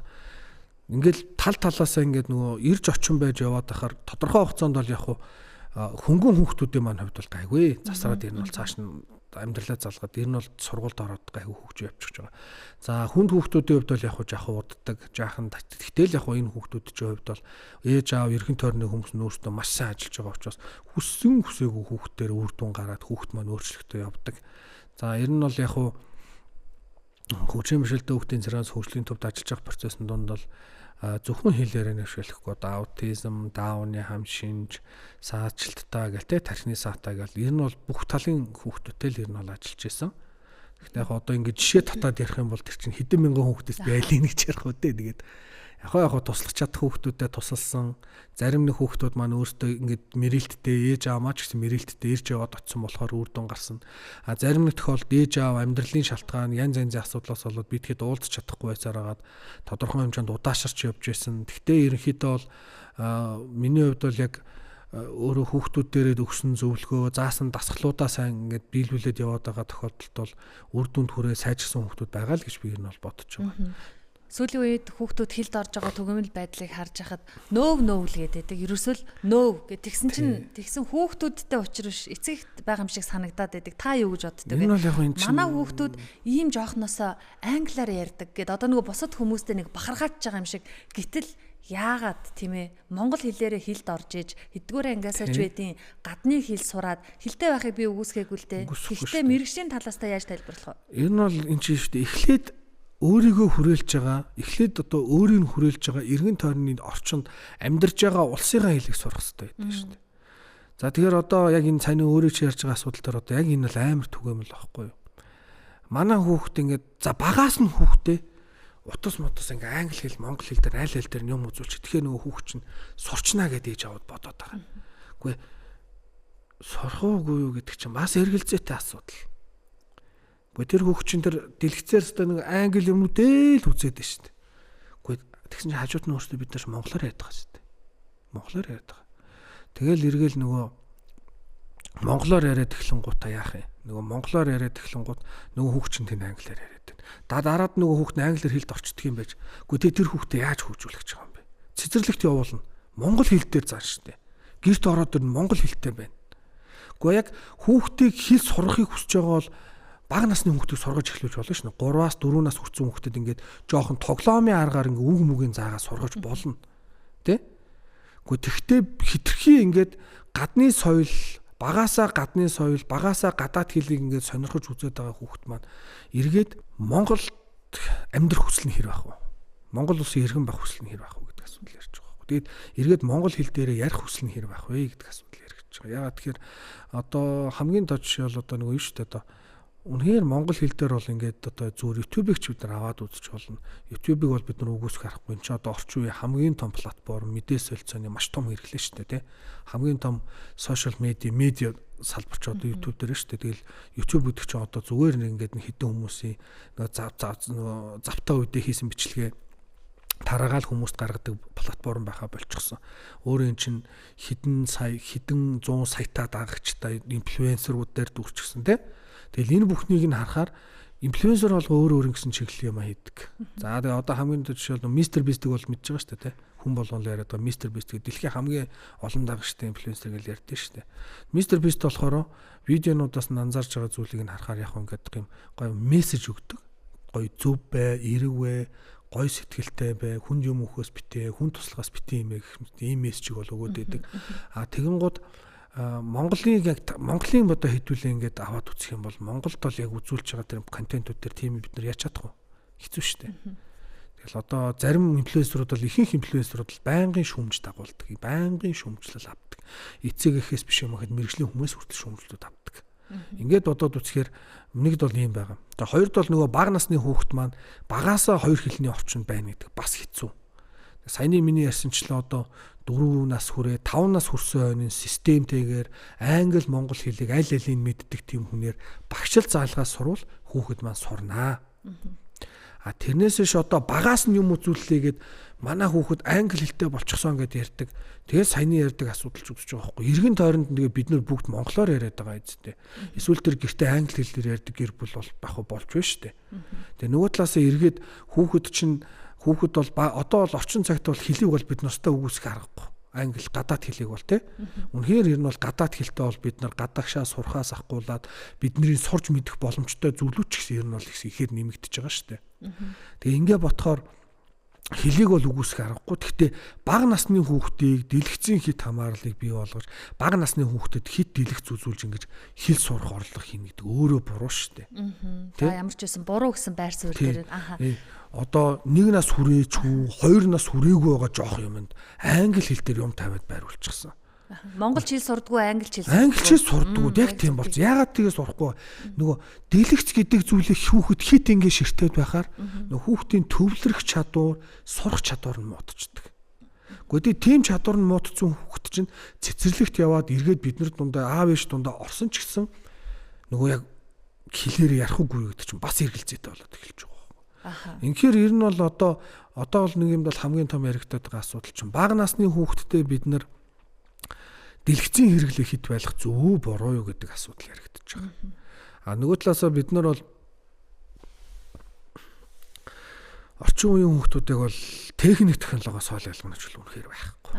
Үнэхээр байхгүй. Ягаад тэгэхээр одоо 21-р зууны хүүхдийг бол бид нэрстэй техник технологиос хол ялгах байхгүй шүү дээ. Ягаад тэгэхээр эн чинь техникцэн 90 ирж байгаа. Хүүхэд маань энэ технологиг хэдий ч нэ эрт үдээ эзэмшин төдөр чинээ цаашдаа амьдрахад нь хэрэгтэй болоод нь шүү дээ. Ер нь бол компьютероос хүртэл аваад үзье. Одоо ингээд ямар ч албан байгууллагаар явахад бүх юм андерсал компьютероор шивэл явж байгаа шүү. Тэгэхээр одоо энийг бол яг хөө ингээд сургуулийн насанд нь эсвэл одоо цэцэрлэгийн дараачийн насанд нь бид нар ингээд ороод эхэлсэн хүүхдээр сургаад ингээд энийг заагаад явж болно. Тийм биз дээ. Энэ бол нэг асуудал биш. А яг хөө нөгөө талаасаа биднээс хувьд бол бага насны хүүхдүүдийн хэрэг байгаа юм. Өөрийгөө ч ойлгоогүй орчин тойрноо дөнгөж мэдэрч эхэлж байгаа. Ээж аавхаа ингээ хараад юу хийдэм бэ? Би чи ингэх ёстой байна. Ээж аав хоёр ингэж ярьж ингээ сурж байгаа тий? Орчноо хараад одоо зүгээр бодоод үзье л да. Хүүхэд байхын нэг юм мартагдсан мэдрэмж бол байгаа шүү дээ бид нарт. Одоо ингээ хүүхэд байхад ингээл нэг 3 4 настай ингээ нүгэд гэр нүгэд нэг өөр газар очдөө шүү дээ. Тэгэхээр нэг 2 өдрөдөө бид нар яадаг вэ ингээл эргэн тойрноор явал бүх юм шин шүү дээ. Амар гоо шин ертөнцийг бид нар нээдэг. Яг тэрнтэй адилхан 1 настай хүүхэд 2 настай хүүхэд өөртөө өдөр болгон тийм ертөнцийг нээж явах хэрэгтэй. А зургцын дэлгэцийн зохисгүй хэрэглээ хит байснаас болоод хүүхэд маань тэр ертөнцийг нээх хүсэлгүй болно. Эргээд энээсээ болоод хүүхдээ маань сурах чадвар муудна. Эргээд энээсээ болоод хүүхдээ маань хэл яриа, тань мэдгүй харилцаа, сэтгүүн чадвар хөтөл нөлөөлдөг байхгүй. Тэ? Сэтгүүд нөлөөлнө гэдэг чи одоо нөгөө бидний нэг ярьдгаар нэг донтолт буюу дэлгэц хит хамаарал үүсхийг хэлж байгаа шүү дээ. Тэгэхээр энийг бол бид нар бас тодорхой хэмжээнд бодох хэрэгтэй байхгүй. За 4 настай хүүхдтэр жишээ тайлбарлавал яг та үзэж онцлоогүй учраас яг ийм шүү гэж хэлэх боломжгүйг мэдж байгаа. А 4 настай хүүхэд зарим үгийг хэлэхдээ эхний гişгүүдийн гişг гэвлэгчийг хасаад талыг хэлдэг. Эсвэл эхнийхээ хэлээ төгсгөлийн хэлдэггүй хүүхэд байлаа гэж бодъё. Энэ нь аутизм бол таны хүүхэд 4 настай ярьж чадахгүй байгаа бол тэгээд байвал аутизмын шинж шүү. Ингэж хэлээд байвал энэ хэл ярианы бэрхшээл шүү. Магадгүй ингүүл анхаарах хэрэгтэй шүү. Энийг хөнгөн хэлбэр шүү гэсэн нэг жишээн дээр ингэ жоохон тайлбарлахаар байна. Тийм, энэ бол юу штэ. Аутизмыг бол яг хуу одоо сэтгцэн эрүүлийн үндэсний төв дээр очиж онцлоо байна штэ. За хэрвээ танаа хүүхэд 3 нас хүрчлээ, 4 нас хүрчлээ огт хэл яриа ашиглахгүй байна. Нэрээр нь дуутахад эргэж харахгүй байна, тэ? Орчин тойронд нь ингээд юм мууна чимээ гарч байсан ч гэсэн хүлээж авахгүй байна. Тэ? Ингээд хит мэдрэг байдалтай, тэ? Уйлдаг, ууралдаг, тэ? Харилцаа өөр нь бол хүний нүд рүү харахгүй байдалтай. Ийм байгаад байвал эн чинь өөрөө нэг аутизмын шинж тэмдгүүд илэрч байгаа байхгүй. байхгүй. Ийм тохиолдолд хамгийн түрүүнд хийх ёстой зүйл сэтгцэн эрүүл мэндийн үндэсний төвд хандна. За тэгээд сэтгцэн эрүүл мэндийн үндэсний төвд хандаад сэтгцэн эрүүл мэндийн үндэсний төв эмчнэр үзээ. За ерөнхийдөө бол за энэ хүүхэд аутизм онштой юм байна гэд тэр үзэж байгаа бол тэр хүүхдээр аутизм гэдэг оншийг тавиад аутизм оншоо тавьсны дараа хүүхэд маань комисс одоо салбар комисс гэж байдаг шүү дээ. Одоо салбар хороо гэж нэрлэдэг байгаа. Салбар комиссоор ороод ерөнхийдөө тэр хүүхэд маань нөгөө халамжийн хэмжээгээ тодорхойлох хэрэгтэй. Ингээд ерөнхийдөө бол энэ хүүхэд маань ингээд аутизмтай ингээд энэ хүүхдээ ийм хүчний бэрхшээлтэй байна гэд бүртгэгдээд албан ёсоор ингээд энэ хүүхдээ шаардлагатай эмчилгээ, шаардлагатай сургууль болон тэр бусад юмдаа хамрагдах боломжууд бол авч байгаа. Хэрвээ танаа хүүхэд за өгүүлбэрийн эхэнд биеийн төлөөнийг ашиглахгүй ч юм уу эсвэл өгүүлбэр үг хэлэхдээ үгээ дутуу хэлээ тал хийгээд байна. Эргээд ингээд анзаараад үсгээр танаа хүүхэд ингээд үеийнхнээс хоцрогдолтой байгаад байна шүү дээ. 4 настай хүүхдийн төвшөнд ярьж байгаа. 4 настай хүүхдүүд бие даагаад эхэлчихсэн байгаа. Хит ингээ хүнээс хамааралтай хоцрогдолтой байгаад хитрхи бас ингээд тодорхой хэмжээнд хэл яриан танин мэдхүүрт хоцрогдол үүсээд одоо зарим нэг үгийг дутуу хэлдэг, зарим аваагаа буруу хэлээд ер нь бол ингээд ямар нэгэн байдлаар хүүхдтэр өөрчлөлт байгаад байна шүү дээ. Тэр нэг 4 настай хүүхэд байх ёстой чадвар байхгүй байгаа бол энэ хэл ярианы бэрхшээл байна. Хэл засчд яаралтай хандаж шаардлагатай зөвлөгөө, тусламж үйлчилгээг аваарай гэсэн үг байхгүй юу? Энэ. За тэгээ нөгөө талаасаа бол одоо ингээд 4 настай хүүхэд ч юм бол ерөөхдөө бол өөрийгөө ойлгуулдаг. За одоо нөгөө үгийн баялагч нэг 500 орчим байгаа шүү дээ. 3 настай хүүхэд нэг 300 орчим, 200 орчим, 200-аас 300 гэж ярьдаг бол 4 настай хүүхэд нэг 400-аас 500 гэж ярьж шүү дээ. Тэгэхэд энэ харьцаа үг ашигладаг. Тэгэхээр 4 настай хүүхэд 400 үггээл ботход бол их олон үг байгаа шүү дээ. Энэ чинь элементарны ойр дотны өдөртөж хангалттай өөрийгөө ойлгуулдаг. Дээрээс нь энэ хүүхэд чинь өөрийгөө би, та, эсвэл би, чи тэр энэ гэдэг ингээд энэ ойлголтуудыг хүртэл авчихсан байдаггүй. Биеийн төлөөний үг, тэр нөгөө чиг заасан үг одоо жишээлх юм бол энэ гар хаана, ширээний хаана дээр байна, гар хаана, ширээний доор байна гэх мэтчлээ. Иймэрхүү ойлголтуудаа мэдээд эхэлчихсэн байгаа шүү дээ. Хүүхч мэддэг болчихсон байгаа. Тэгэхээр энэ хүүхдэд бид нар бол чөлөөтэй ойлголцдог, команд биелүүлдэг Тэгэл нөгөө талаас хүүхдлийн хойно тоглолт надад л явж байгаа. Гэхдээ ийм биш байвал яах юм бэ? Танаа хүүхд хит зурагт үзээд, хит утас үзээд тэ өөрийнхоороо яагаад юм нэг чи заавал өөрийнхөө юм авах чаавал уйлж ууралж тэ ингэж нэцтэн тулгаж шаардаад байвал тэ өөрийг ингэж ярих ойлгох боломжтой байсан ч гэсэн дохио ашиглаад байвал эн чинь эргээд бас нэг тодорхой хэмжээнд төгшүүр дагаад дохих тэ төгшүүр хонх зохих тохиохгүй ер нь бол анхаарах ёстой зүйл байна гэсэн үг. Эцэгчүүдийн хамгийн ихэнд хийх үйлдэл юу вэ? Дөрвөн хүртлээ дохиогоор яриа сурцсан хүүхэд за байлээ гэж нэг өдөр болчихгүй штэ. Орилсон хэвээрээ заасан хэвээрэл байх бах та. Энэ одоо тэгэл нөгөө системтэй цаг хугацааны ажил шүү дээ. За тэгээд эхний ээлжинд одоо очих ёстой газар очиж хүүхдээ үзүүлнэ. За хөвшөмшөлтөө хүүхдээ ч юм уу за их хүүхдээ эрүүл мэндийн төв дээр ирлээд хил залчд үзүүлнэ. За хил залч маань ер нь бол хүүхдээ үзээд за хүүхд маань ийм асуудалтай байна. За энэ дээр анхаарах шүүгээ зааварчилгаа өгнө. За ээж маань нөгөө эцэг их маань нөгөө зааварчилгаагаа хүлээж аваад зааварчилгааны гадаагаа хүүхдтэйгээ ажиллаж эхэлнэ. За ингээд энэ процессууд ер нь бол араасаа цуваал яваад байна. Гэхдээ ерөнхийдөө бол хил ярианы бэрхшээлийг засаж залруулах хил засал гэдэг процесс өөрөө нэг өдрийн ч юм уу 2 өдрийн ч процесс биш. Энэ цаг хугацааны хувьд л их том агуулмжтай. За зүгээр багаар удаад үсэх юм бол хил ярианы бэрхшээлийг бид нар багадаа 3 сар за дээдл нь хагасчил болон тэрнээс цааш нь байж болно шүү дээ. Ямар нэгэн хавсарсан хүнд асуудалтай хүүхдтэр бол бид нар жил 2 жилээр ч явах магадлалтай. Гэт их мэтлэнгээр ингээд хүүхдийн кейс нөгөө онцлогоосоо шалтгаалаад кейсээс шалтгаалаад хүүхдээр ажиллах хугацаанууд нөөр байхгүй. За хамгийн элементар нь жишээ манай хүүхд 90 аваа хэлж чадахгүй. За энэ бол хамгийн амархан тий 90 аваагийн зөв хэлдэг процессыг нь засаад тэр 90 аваагаа зөв хэлж сургалаа.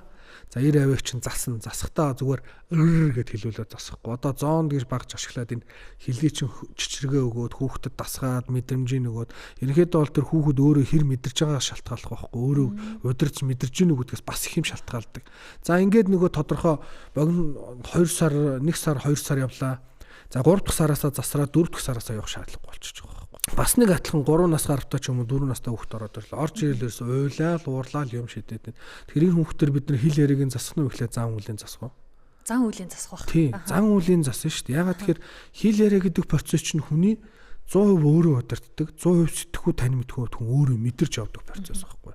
Тэгэхээр тэр процессыг мэдрүүлэхийн тулд хүүхэд өөрөө өөрийгөө ядаж тодорхой хэмжээнд удирддаг, хүний хэлсэн командыг биелүүлдэг байх хэвээр. Тэгээ орчноо мэдрэх чадвар нь сайн гэдэг ингээд нэг жижигхэн өгөгдлээрээ үцхэд бол ийм байх хэвээр шүү дээ.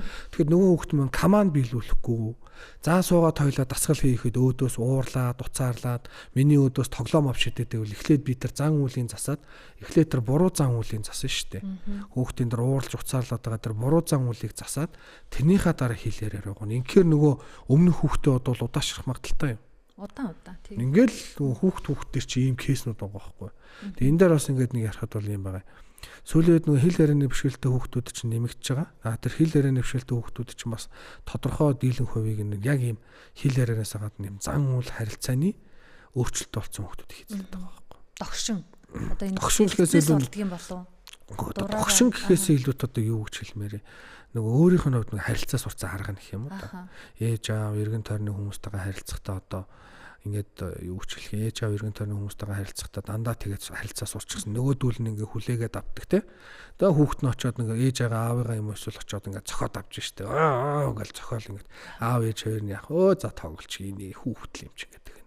Гэхдээ тэгээд аав ээжигээ зохиод ингээд ээж аав нь болохгүй гэж хэлж байгаа хүүхэд цаашаа эргээд үеийнхэн хүүхдүүд донд ороод нэг хүүхдэд түсгээд авах магадлал байгаа юу. Гэх мэтлэнгээр авахгүй л эн чинь нөгөө одоо нөгөө монгол хэлний нэг юм зугаа шүү дээ. Ихэн хэр алга бол үрнэ шир алга гэж байгаа шүү дээ. Яг тэрнтэй адилхан. Орос хэлэн ч гэсэн юм уу гэдэг байхгүй. Алимны мод, алимны модноос хол ундгүй маа гэдэг шиг. Тэ? Тэгэхээр ээж ааваас бас их юм шалтгаалдаг. Тэр ээж аав маань өөртөө ингээд хүүхдтэйгээ зөв харилцаад, зөв ойлгуулаад, зөв хүмүүжүүлнэ гэдэг чинь бас эргээд тэр хэл яриа тань мэдгүй тэр хүүхдийн нийгэмшигт нь хүртэл туслана шүү дээ. Тэгэн мөгцөл одоо яг үнэхээр үннээ хэлэхэд бол манай энэ сүүлийн шинэ үеийн сүүлийн хүүхдүүдээр бол үнэхээр энэ асуудал хамгийн их түгээмэл харагддаг болчихсон.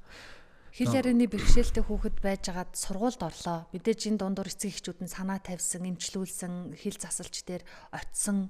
Тэгээ нүү тэгш хамруулан сургах гээд хамруулан сургадаг штеп. Нийгэм дотор энгийн хүүхдүүдэд байх тусмаа хэлд орондоо айтайхан сэтгэндээ гэж бодоод байдаг.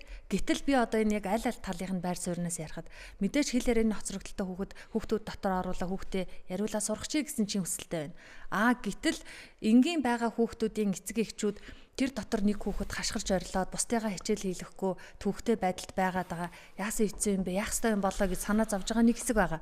Та мэрэгжлийн хэл засалчийн хувьд ямар байр суурьтай байдаг вэ? Энэ нь бол яг юу штэ.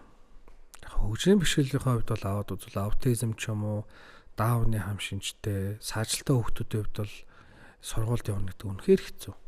Дасан зохицох, хүмүүс донд орох, хүүхдүүд донд өөрийгөө мэдрэх, өөрийгөө зөвж авах гэдэг энэ процессыг ерөнхийдөө бол гайгүй. Гэхдээ энэ дээр саяны ярьсан дээр би нэг засаад хэлчихэд хэл ярианы бэрхшээл гэж бид нар нэрлэдэг байгаа ч гэсэн хэл ярианы бэрхшээл бол өөрөө нөгөө хөгжлийн бэрхшээлийн тоонд ордог байхгүй юу? Хөгжлийн бэрхшээлийн оншин тоонд ордог. Монгол улсад баримтлагдж байгаа хөгжлийн бэрхшээлийг нөгөө бэрхшээл гэж хамруулж авч үзээд нөгөө халамж буюу группт оруулдаг, одоо хүмүүсийн нэртэй групп гэж нэрлэдэг халамжт оруулдаг оншин донд бол хэл ярианы бэрхшээл бол байдгүй.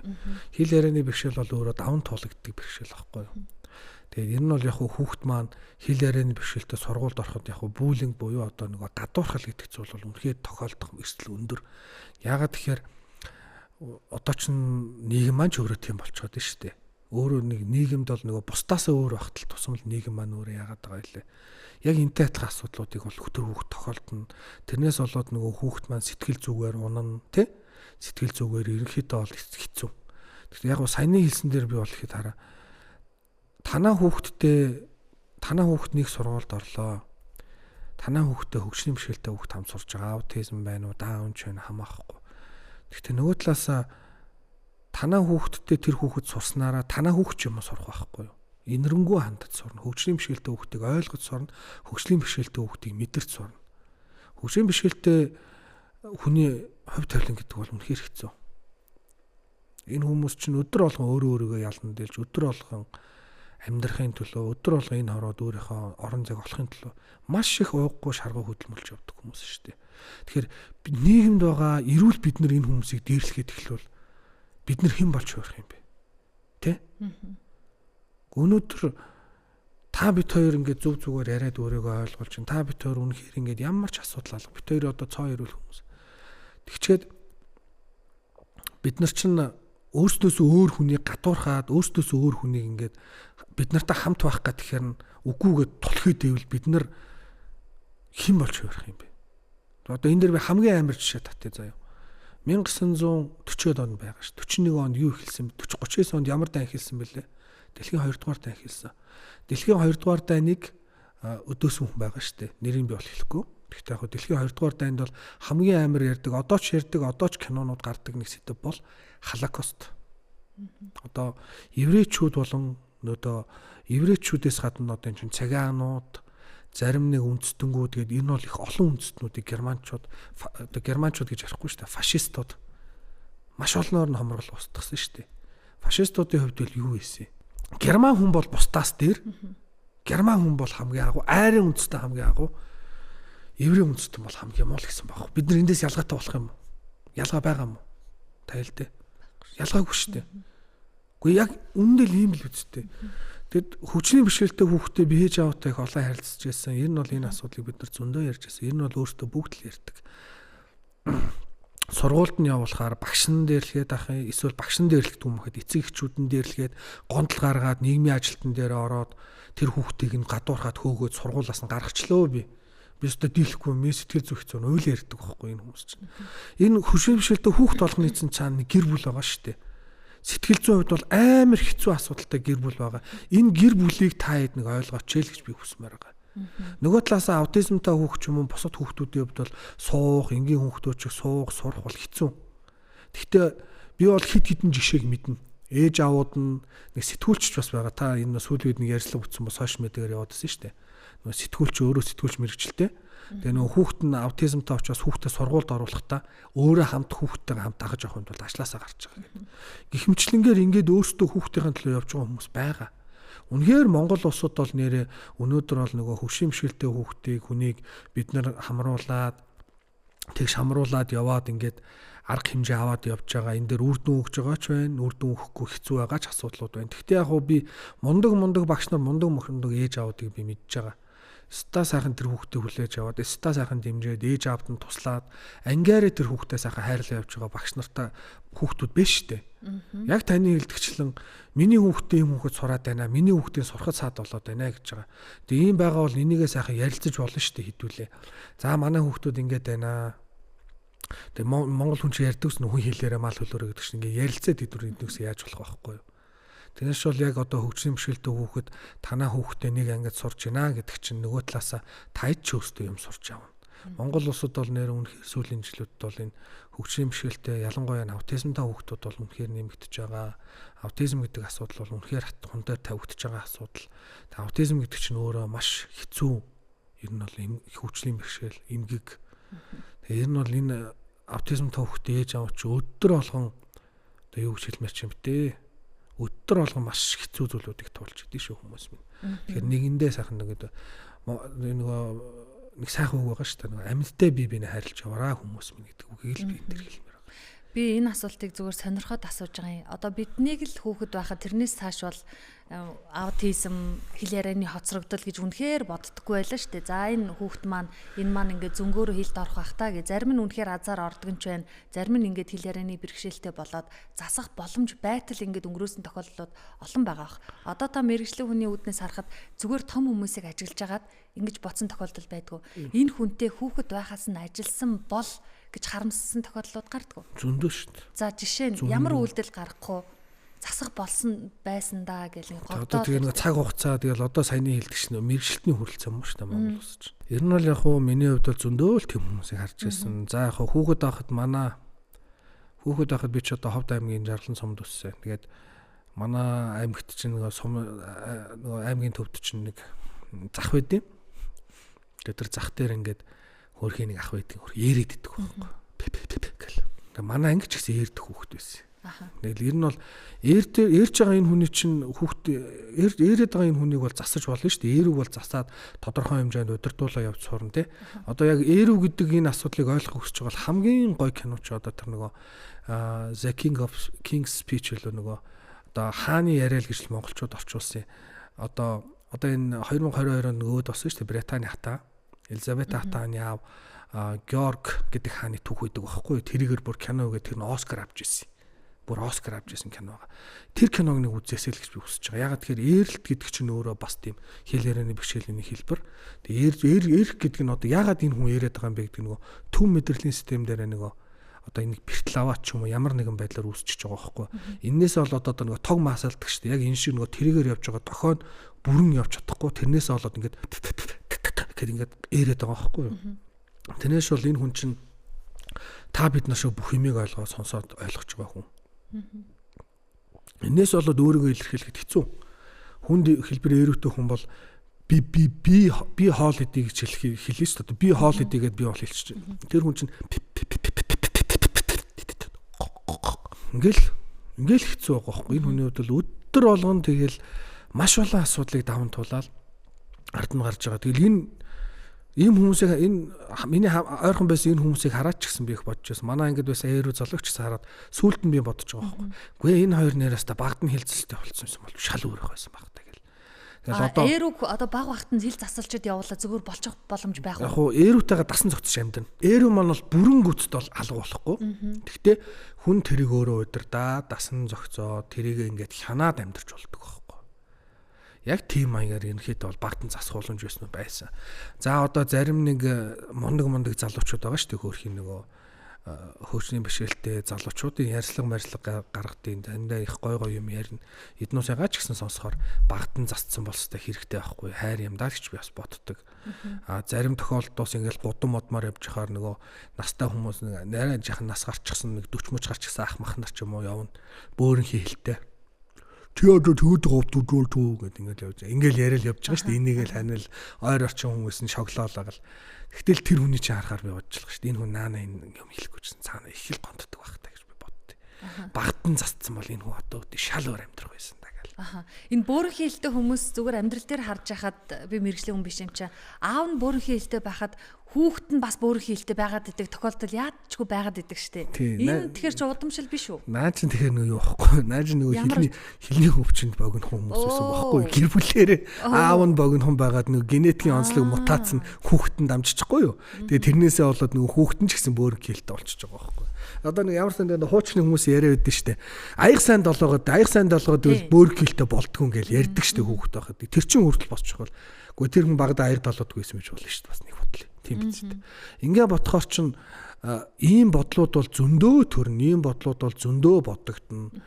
Тэгээд ерөнхийдөө бол биднүүсийн хувьд бол яг уу одоо хэдий ийм болоод өнгөрөөд ингээ явсан ч гэсэн том хүмүүсээ ч гэсэн бас тодорхой хэмжээнд шаардлагатай байвал хил засал хийлгэж болдог байхгүй юу.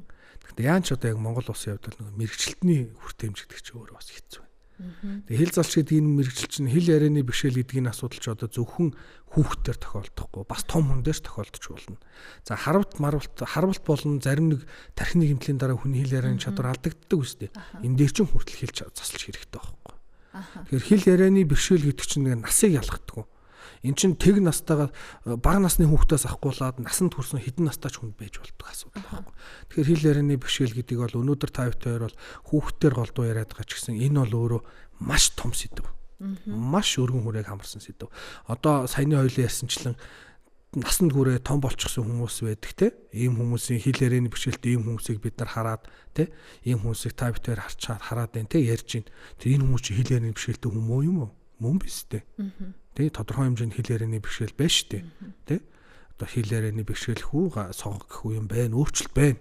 Тэгэхээр энэ хүнд ч гэсэн хэл засалж бас хэрэг болж болно шүү дээ, том болсон ч гэсэн. Тийм биз дээ. Та түрүү юм ярьж хагаад цочсноосоо болоод ингэж хүүдээ гэдэг нэг яг зурс яриад өнгөрсөн.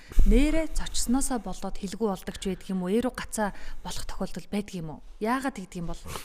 Хүчтэй цочилт хүүхэд бага насндаа хитрхи хүчтэй цочоод айснаасаа болоод өөрийнхөө яриаг хураажуулна.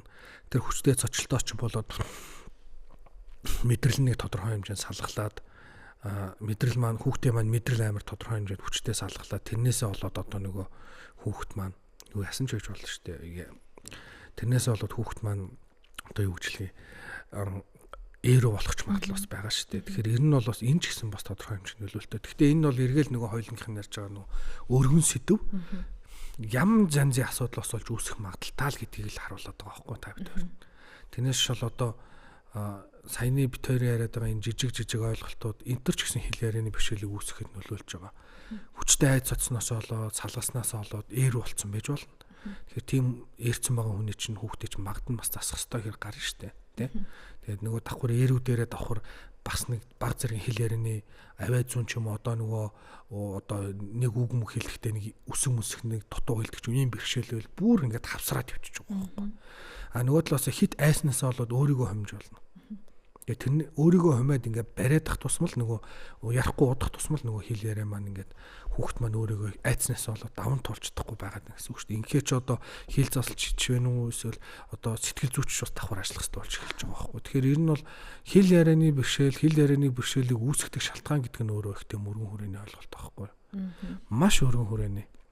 Ингээд бол хэл ярианы бэрхшээлд чинь үүсгээд байгаа дөрвөн шалтгааныг татвартаад байгаа. За нэгдүгээр нь болохоор органик шалтгаан гэж байгаа. За энэ болохоор одоо нөгөө харуултын дараах одоо тархитны гэмтлийн дараах хэл ярианы бэрхшээлийг хэлж байгаа байхгүй. Тархи мэдрэл гэмтснээс болж үүсэж байгаа. Тархи гэмтснээс болж үүсэж байгаа хэл ярианы бэрхшээлүүд байхгүй. За энд бол одоо нөгөө афазия буюу харуултын дараах хэл ярианы чадвар алдагдлууд орж байгаа. Янз янзын байдлаар алдагдж байгаа шүү дээ. За эсвэл тархины гэмтлийн дараа бас байж болно те. Ямар нэгэн байдлаар тэр тархины зөвлөгөөдөнд нөлөө үзүүлснээс болж үүсэж байгаа хэл ярианы бэрхшээлийг бол органик гэж бол үзээд байгаа. За хоёр дахь нь болохоор функционал гэж байгаа юм. За одоо саяны миний хэлжсэн чинь нөгөө хэлний хөвчгөн богинохон байна шүү дээ. Тэ? Хэлний хөвчгөн богинохон байна. Энэ нөгөө ерөнхий одоо нөгөө функц буюу одоо нөгөө ерөнхий одоо эрхтний тогтолцооных нь нэг юм нь буруу болохоор хэл ярианы асуудал үүсч чинь. Энд чинь одоо функционал шалтгаан байхгүй. За хэлний булчин бас суулж билж болно. Одоо хүүхэд маань ингээ багада бүхэл юм мэддэггүй аяг маяг долоодог ч юм эсвэл одоо ийм хэлний хөдөлгөөний муу хийдэг байснаас болоод хэлний сайн өдөхгүй болохоор нөгөө ингэж хийдэг болчихсон юм тийм. Одоо ийм хийж чадахгүй ингээд иймэрхүү яд. Энийг ч одоо ингээд эсвэл ингээд нөгөө уруул моруулн жахаа суултай. Уруул сул болохоор ингэж байд. Энийг ч одоо функционал гэж бас авч үзнэ. За нийгэм сэтгэл зүйн гаралтай. За энэ нийгэм сэтгэл зүйн гаралтай гэдэг чинь болохоор ерөөсөө юу байхгүй юу? Одоо яг саяны одоо та бүхэн яриад байгаа асуудал чинь шүү дээ. Нөгөө багаасаа нөгөө харилцаа, орчин, нөхцөл тэр дэлгэцийн зохисгүй хэрэглээ одоо энэ дээр нэмээд хэлэхэд одоо хоолны сахарын зохисгүй хэрэглээч бас нөлөөлж байгаа шүү дээ. Одоо орчин үеийн хүүхдүүдээр сахарын зохисгүй хэрэглээдэг асуудал амар ярьж. Иймэрхүү олон асуудал хамрагдаад тэр хүүхдийн хөгжлийг бас дэмжихгүй байгаад байсан. Хүүхэд бас өөрөө нөгөө талаас ээж аав маань хүүхдтэйгээ харилцахгүй хитрхи вакуум орчинд байлгаад байснаас ч болт юм уу яа гэдэг. Иймэрхүү шалтгаануудаас болоод үүсэж байгаа хэл ярианы бэрхшээлийг нийгэм сэтгэл зүйн гаралтай хэл ярианы бэрхшээлж хоёлыг хэлж болох байхгүй. За хамгийн сүүлийнх нь одоо психоневрологи шалтгаан гэж байгаа. Психоневрологи гэдэг нь болохоор одоо психо буюу одоо нөгөө сэтгцтэй холбоотой өөрчлөлтүүдээс аахгүй мэдрэлтэй холбоотой өөрчлөлтөөс аахгүй. Тэгэхээр энэ дээр бол хамгийн тод шинүүд бол одоо нэг юу шүү дээ. Аутизмын үед хүүхдүүдийн үүсэж байгаа хүүхдүүд ундууч байгаа хэл ярианы бэрхшээл эсвэл зарим нэг сэтгцийн өөрчлөлтөөс болж үүсэж байгаа хэл ярианы бэрхшээлийг психоневрологи гэдэг байгаа аахгүй. Ийм дөрвөн шалтгааныг л ол нэрлэдэг байгаа. Тэгэхээр одоо хоёулаа болохоор ерөөхдөө сая бол тэр 3 дахь шалтгааныг л яриадсан байгаа. Нийгэм сэтгэл зүйн шалтгаан тий. Тэгэхээр ийм дөрвөн шалтгаан бол байгаа. Тэгээ энэ дээр бол ингээд хоёулаа ингээд өмнөх ярьсан зүйлүүтэй нэгтгэл гэх юм бол ийм асуудлаас олж үүсэж байгаа юм шиг ийм шалтгаанаас бол үүсэж байгаа юм байна. Тэгэхээр хэл засч хандгаар хэл засч ийм шалтгаантай ийм төрлийн хэл ярианы бэрхшээлээ нөгөө хэл ярианы бэрхшээлч чинь тодорхойлцдог байхгүй. Тэгээд эннийхээ дагуу нөгөө хүүхдүүдээр шаардлагатай дасгалын хийх ёстой бол хийлгэн за өөр ямар ч зүйл хийх ёстой тэрийг хийн тэ. Аутизмтай хүүхдэр бол одоо бид нар бол харилцаа гэж ярина шүү дээ. Хэл яриахээс илүү харилцах тал харилцааны чадварыг илүү хөгжүүлдэг. За одоо жишээлбэл цэвэр хэл ярианы бэрхшээлтэй хүүхдээр ороод ирэхэд цэвэр хэл ярианы бэрхшээлтэй хүүхдэрээ бид нар бол нөгөө хэлний булчин сул байна. Тэрийг чангалан за дасгал хийн гэл хэлийг гаргаал янз янзаар дээш нь доош нь хөдөлгөн юм долоолгоно гэл ингээл зөндөөд хэлий чин дээр хөдөлгөж дасгал гаргана. Тэгээ хэлнээс чин гадна давхар энэ уруул дээр чин ч бас дасгал хийгээ явчих. За ингээл эхэлж байгаа шүү дээ. За тэгэн гут одоо нэг хүүхд ороод ирлээ үзлэг хэлийг хараатах үзлээ. Хөвчин богинохон байна. За хөвчин богинохон хүүхдтэй нэг хөвцөнгөдөг дасгал хийн шаардлагатай тохиолдолд. За хөвцөнгөдөг төсөл одоо хамгийн амар хөвцөнгөдөг мундаг арга юу гэдэг мэдгүй. Одоо Монголын уламжлалт арга. Аяг долоох уу. Тэрнээс гадна манай эцэг эхчүүд өөрсдөө их нэг дургу байдаг шин хуучны хүмүүсээ. Ингээ нэг тий тагнаа ташхад дургу байдаг. Та одоо тагнаагаа ташаад үстэй ингээ удаандаа. Ингээ хөвччин дараа сунаад ачаал авч байгаа. Эн чин дасгал шүү дээ. Одоо ийм дасгал хийлгэж шүү дээ хүүхдэр. Гэх мэтлэнгээр ингээд энэ бүх юм чинь явж байдаг. Тэгээ нөгөө талаас бага насны хүүхдүүд тагнаагаа ташаа тоглоод идэх чинь энийг чинь өөрөө бас мэдрээд идэх байхгүй. Одоо муу яар гэд хүүхэд байхад бол тагнаа ташуулдаг байлаа шүү. Харин тийм. Гэхдээ одоо би бол хүүхдээ тагнаад тасч явал бити зэмлэрээ л гэж хэлмээр байгаа. Нөгөө талаас энэ чинь танаа хүүхд тагнаад ташаад байна. Энэ тагнаагаа ташиж танаа хүүхд хөвчөө сонгох гэдэг шүү. Гэхдээ энэ чинь зүгээр эндээ биш байхгүй. Шогшроогүй байна. Ингээ удаанаар татна. Одоо та анзаарж байгаа бол тийм байна. Ингээ сунж байгааз ингээ татцсан юм шиг сунж байгаа. Ингээл багаагаар ойр ойрхон тавтаад хахаар нөгөө богинохон хөвч чинь багаагаар сунаад тий. Тэгээд энэ чинь арьсан одоо сал талд арьсан юм чинь ингээ сунна шүү дээ. Сунаад ерөнхийдөө хилний хөдөлгөөнд сайжирч байгаа байхгүй. Гэх мэтлэнгээр ингээд хүүхэд болгон дээр бол өөр өөрийн онцлогтон тохируулж ерөнхийдөө бол дасгал хүүхэд болгон дээр өөр өөрийн онцлогоор нь бол ерөнхийдөө процессуудыг явуулж байгаа. Тэгвэл нөгөө талаасаа хүүхэд болгон өөр өөр онцлогтой өөр өөрийн мэдрэмжтэй гэд бид нар ярих ч гэсэндээ эргээд нэг анхаарах ёстой нэг зүйл нь бол яг хүүхдийн хөгжилд нөлөөлөх асуудал шүү. Энэ хөгжилд нөлөөлөх эрсдэлтэй шүү гэдгийг л бодож тэн дээр өөртөө маш сайн дүгнэлт хийж явах хэрэгтэй байхгүй. Тэгэхгүйгээр одоо яг одоо хоёулынгийн ярилцсныхаа ихэн дээрсэн шигтэй. За манай хүүхд зүгээрээ удаан хилд орчдөг. Яав нь ингээд удаж исэн, ээж нь ингэжсэн гэдэг асуудал ярих ч гэсэндээ битгүй энэ ч тэгээ удаа явах тусам хүүхд чинь л ер нь бол сөрөг нөлөөнүүд нэгсэн шүү дээ. Тэрнээс бол цаг хугацаа харж хүлээсэн аав ээж дээр бол нэг тийм сөрөг нөлөө гарахгүй л ах хэлээр энэ. Тэгэхдээ эргээд бол тэр хоёр хүн ч өөрсдөө цаг заваараа нервээрээ шатдаг байхгүй. Хүүхдний юм асуудалтай болчихлоо. Яаж л тэр хоёр хүн тайван хараас суух тийм биз дээ. Ингээ утгаар эн чинь гэр бүлийг бүхэлдд нь хүнддэг асуудал болчихж байгаа. Тэгэхээр биднээс явд бол яхаа харахгүй хэл ярианы бэрхшээл гэдэг энэ асуудлыг бол авч хэлцэх хэрэгтэй, маш чухал ярилцах хэрэгтэй. Одоо энийг бол тодорхой хэмжээнд бол бид нар энийг бол урьдчилан сэргийлж явах хэрэгтэй. Энэ дээр хамгийн тод жишээ бол бага насны хүүхдэд дэлгэцийн хэрэглээг битгий бий болгороо л гэж нэг захимаар байгаа. Нэгд. Ер нь бол одоо 4-аас хүрчихсэн ч юм уу 3-аас хүрсэн хүүхдэд ингээд бид нар зурагтан дээр цагаар хүүхэлтэй киногоо үзүүлж болно. Яг ингэж ийм жишгээр байдаг гэр бүлүүдийг би бас харж байсан. Үнэхээр мундаг аав ээжүүд байдсан байлаа бас. Яг ингээд дэлгэцийн хэрэглээг зохицуулаад хүүхэд нь ингээд үздэг тийм сериалтай. Тэрийг өдөртөө ингээд цагаараа дэлгэцээр нь компьютерт утсан зурагтан дээр үзлээ. Босод үед бол ерөөсөө тэр хүүхэд тоглоол ерөөсөө ингээд амьд харилцаатай. Ээж аваа ч гэсэн хүүхдтэйгээ тоглолтыг харилцдаг. Ийм байдаг. Тэ? Гэх мэтлэнгээр. За тэгээд хоёрд нь болохоор баяас ярих хэвээр юм нь бол энэ сахарын хэрэглээг би бас өнөөдөр жахан бага ирлээ. Гэхдээ төгсгөлд нь бас жахан нэмье гэж бодоод байна. Яагаад тэгэхээр сахарын хэрэглээ хит байхаар одоо хөөрлөгсөд хүүхдүүдэд бас сөргөөр нөлөөлөд байна гэж бас үдээд байгаа шүү дээ сурах процессд нь. Тийм учраас энэ сахарын хэрэглээг бас жахан анхаараач гэж би ээж аваад захимаар байгаа. Одоо зөвхөн жишээ татаад үсэх юм бол одоо дэлгүүрлөө яваад орлоо хүүхдүүд. Ингээд та хүүхдэд авч өгч байгаа ч юм уу эсвэл тэр эргэн тойронд ээж аваад хүүхдэд авч өгч байгаа юмнуудыг эргүүлээд тэр сахарын агуулмж хэрэглээг нь харж байна уу? Харлаг байх. Бас л дураар нь байвал хэцүү шүү дээ. Энэ бол хардггүй ээж аваад бас харахгүй хүмүүс бас их олон байгаа. Тэгээд дээрэс нь монголчуудын өөрөө соёл бас өөрөө жоохон буруу байгаа. Баяр ёслол болохоор нөгөө бэлэг гэж нэг унт дүүрэн сахар харуулж өгдөг. Уут дүүрэн сахар харуулж өгдөг. Энэ бас яг нөгөө энэ жагаад би бол энийг ингэж тайлбарлах дуртай нөгөө бид нар чинь нөгөө хуучин цаг сахар амттан гэдэг юм чинь ховор байсан. Баяраар л нэг хаяад амтдаг байсан. Иннээсээ болоод тэг тийм соёл одоо л үлдчихсэн юм болов уу гэж зөвл. Би энэ дээр ээж аваадаа нэг юм ойлгох хүмүүс нэг юм ойлгомоор. Хүүхдүүдэд баяр ёслолж ивэл хүүхдүүдэд сахартай тийм амттан биш тоглоом бэлгэлж хараа гэж зөв уриалъя да. Нэг тэгэхээр сахарын хэрэглээс өөрөө чухал байгаа даа. За эргээд хамгийн одоо ээж аваадын хувьд бол хамгийн чухал ярих хэрэгтэй амьд харилцаа. Хүүхдтэй та дууд болж өгч гисэн үү? Хүүхдтэй та үлгэр ярьж өгч гисэн үү гэдэг асуудал бас ярмаар байгаа. Та өнөөдөр хүүхдтэйгээ орой гэртээ ороод зүгээр уцаа авахтаа өөрөө тайван суугаш хүүхдтэйгээ хамт суугаад тоглолтоо энэ чинь хүртэл хүүхдэд чинь тэр өөрийгөө ойлгуулж харьцахт нь хэрэгтэй шүү дээ. Эргээ та хүүхдтэйгээ хамт тоглож хүүхдтэйгээ хамт харилцаараа хүүхдээ юу боддөг юм байна, юу хүсдэг юм байна гэдэг хамгийн сайн ойлгож авах байхгүй. Ингээл нөгөө талаасаа хүүхдэд чинь хэрэгтэй эрг үр дүнгууд бас гараад эхлэн шүү дээ хараараасаа. За тэгээд одоо хамгийн сүүлд ярих нэг асуудал нь бол ерөөсөө нөгөө хүмүүжил гэдэг асуудлыг л би ярмаар байна.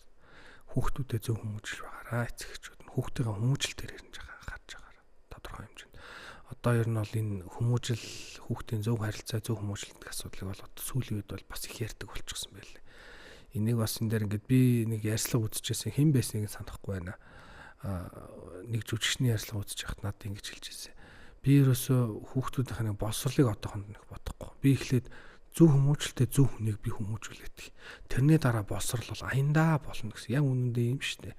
боловсрал бол багаагаар болох байхгүй. Эхлээд тэр боловсралыг сурахаас өмнө зөв төлөвшсөн, зөв хүмүүжсэн, зөв бие авч явдаг, өөрийгөө зөв ойлгуулдаг, тэ өөрийгөө зөв мэдэрдэг, тэ иймэрхүү энэ хүүхдийг бий болгож ижил бид нар бас тодорхой хэмжээнд зөв боловсрал гэдэг асуудлыг ярих хэрэгтэй байхгүй. Нэг нь одоо нэг өсөнд одоо юу гэж хэлмээр чинь боловсрал нь урд очиод хүмүүс нь ардаа орчих байгаа байхгүй. Энэ хоёрын байрын солимоор байна шүү дээ түрүүнд. Тэгэхээр энэ асуудлуудыг л би бол их нээлжинд дурдмаар байгаа. Эднүсийг бид нар зөв анхаарад маш сайн хичээгээд явах юм бол ерөнхийдөө бол хүүхдүүдээр үүсч болох эрсдлээ төр хил ярианы эрсдлийг бол багаас нь бид нар сэргийлж болно. Одоо тэгтээ бол хамгийн хурцдмал яригдж байгаа асуудал бол одоо тэр дэлгэцийн хэрэглээ, сахарын хэрэглээ орчин л хамгийн хурцдмал асуудал яригдчих шүү дээ. Гэхдээ энэ нь бол одоо би бол ингээл санд гэдэг хүүхд байхад манай ихч ч вэ нөө ээж ч вэ нөө хаяада үлгэр уншиж өгдөг байсан бид нарт. Янз янзын үлгэр уншиж өгдөг байсан. Үлгэр ярьж өгдөг байсан. Уншиж ярьж өгдөг байсан. Бид нарт гоё үлгэрүүд ярина, ардын уран зохиол, аман зохиолоо бид нар ярьдаг. Одоо ер нь танаас ингээд асууя л да та ардын үлгэрүүдээс юу санаж байна? Цуутын цагаагчгүй гэдэг үлгэрийг санаж байна. За ёстой саналгүй яах вэ? Өөрөө яриул цуутын цагаагчгүй Монгол ардын үлгэрүүдээс за тэгээд тий Орос үлгэрүүдийг бас ярьж өгдөг байсан, уншиж өгдөг байсан. Хамгийн одоо Орос үлгэрч хамгийн алдартай нь алтан загсны үлгэр. Ингээл энэ үлгэрүүд чинь хүртэл тэр хүүхдийн хил яриа, хувь хүн болж зөв төлөвшөх гэл энэ бүх юмд чинь нөлөөлдөг. Эргээ та хүүхдтэй цаг гаргаад хүүхдтэйгээ ярилцаж харилцсанаар та хүүхдийнхээ хувьд бол өөрөө та үлгэр жишээ, та ер нь бол зөв хүн болох тэр үлгэр жишээ нь байх хэрэгтэй байхгүй юу? Ингээд бодоод үзэхээр бол одоо хил ярианаас давсан сэдв юм шиг сонсогдож байгаа ч гэсэн энэ бүхэн чи эргээл нөгөө хил яриатайгаа л холбоотой асуудал байхгүй юу?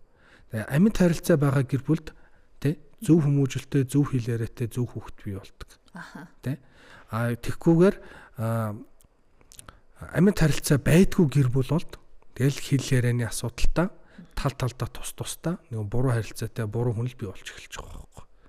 Ийм байдаг учраас ерөөсөө хүүхдийн хүмүүжил, хүүхдтэй ядаж харилцах, хүүхдтэйгээ ярилцах, та тэр хүүхдтэй ядаж юу гэж зааж өгч ийн гэдээс чинь бас их олон шалтгаалт игшүүл гэдэг бас энэ одоо эцэгчүүд нь ойлгосоо л гэж нь бол хүсэж байна. За баярлалаа.